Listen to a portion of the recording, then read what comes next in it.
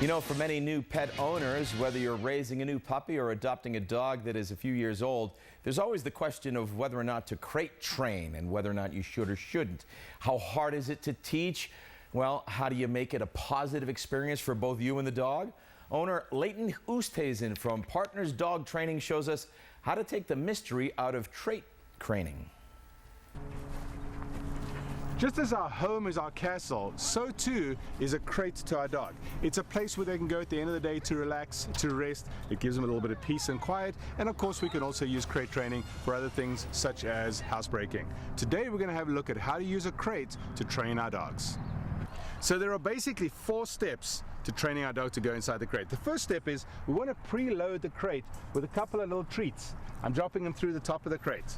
The second step is to use your obedience. Bring your dog back to the heel position. Heel. Good. Sit. Good. And start off in a controlled or a staged position, like a sit. Next thing we're going to do is we're going to have another treat in our hand, and we can use that treat to lure our dogs to the crate. Crate, crate, crate, crate, crate. And I want her to go inside the crate. Come on. Crate. Piece of treat. Good girl. Come on. You can use a little bit of encouragement. Good girl. Good, great. Good girl. And that's perfect. She found the treat inside the crate. I wanted to kind of take some time eating that. Good. She's searching around. And the more time I can build up that's positive, the better it is for the training.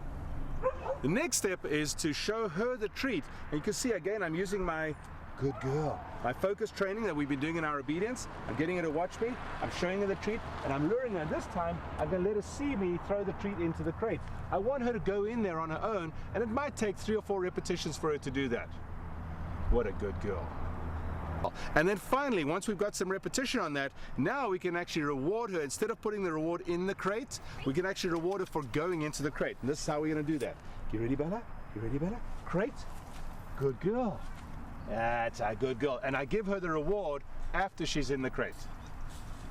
When we're working with our dogs, we want to look at how long we can have them in the crate. You want to start your crate training when they're a puppy, as young as you can, and basically start teaching them their housebreaking rules and things like that. A puppy, roughly 6 months and younger, you want to keep in the crate not longer than an hour or 2 at a time. As they get to an adult age, you can have them in there longer while you're at work, maybe 8 or 9 or 10 hours, or overnight while you're sleeping. So this is a custom crate. This crate is actually built for me, and it's an awesome crate. It allows me to put 2 dogs in there. I have flaps that I can pull out, give my dog more space or less space to be able to look out of the crate. So crates are not just awesome babysitters, they provide a safe method for you to travel with your dog as well. Remember, when training, be positive, be motivational, and love your dog. For more information or how to find out more about Partners Dog Training School, head on over to evblive.12news.com.